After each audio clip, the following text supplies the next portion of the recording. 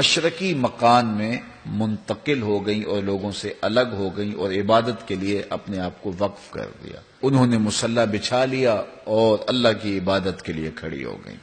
اللہ تعالیٰ ارشاد فرماتا ہے کہ انہوں نے جو ہے وہ ایک حجاب کر لیا، ایک پردہ کر لیا. ایک دن اچانک حضرت مریم سلام اللہ علیہا نماز پڑھتے پڑھتے جب سلام پھیرا تو کیا دیکھا کہ ایک نوجوان خوبرو مرد آپ کے پاس کھڑا ہے. حضرت مریم سلام اللہ علیہا کے بدن کے اوپر کپ کپی طاری ہو جاتی ہے، حیا سے چہرے کے اوپر سرخیاں آنے لگ جاتی ہیں. تو انہوں نے جب مرد کو دیکھا، وہ تھے تو اللہ کے فرستادہ حضرت جبریل امین جو انسانی شکل میں تھے، اور ایک خوبرو نوجوان کی صورت میں حضرت مریم کے پاس جا کے کھڑے ہو گئے. کہا کہ میں اللہ کی پناہ میں آتی ہوں، میں تجھے واسطہ دیتی ہوں اللہ کا میرے قریب نہ آنا. اس خوبرو نوجوان نے کہا کہ میں تو تیرے رب کا بھیجا ہوا فرشتہ ہوں، پیامبر ہوں، میں تو اس کا بھیجا ہوا ہوں. آیا کیوں ہوں؟ لِأَحَبَ لَكَ غُلَامًا زَكِيًّا، تجھے ستھرا بیٹا دینے آیا ہوں. فرمانے لگی کہ بیٹا کیسے ہوگا؟ تعجب سے، حیرت سے اور خوف کی کیفیت بھی اس میں ہے کہ بیٹا کیسے ہوگا. وَلَمْ يَمْسَسْنِي بَشَرٌ، کسی بشر نے آج تک مجھے چھوا نہیں ہے. وَلَمْ أَكُ بَغِيًّا، اور نہ میں کوئی بدکار عورت ہوں، میں نے شادی بھی نہیں کی ہے اور میں کوئی بری خاتون بھی نہیں ہوں، تو بیٹا کیسے ہوگا؟ اللہ اکبر. قَالَ كَذَلِكَ، تو حضرت جبریل نے کہا ایسے ہی ہو جائے گا. تیرے رب کے اوپر یہ کام کرنا کوئی مشکل نہیں ہے کہ بن باپ کے بیٹا عطا کر دے.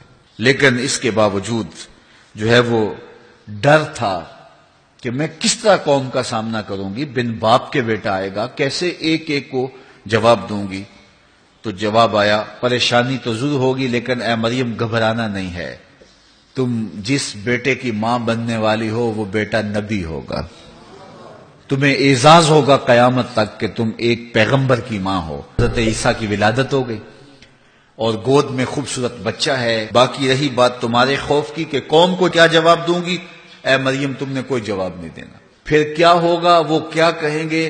کہا کہ اے مریم یہ کام ہمارے ذمہ رکھا.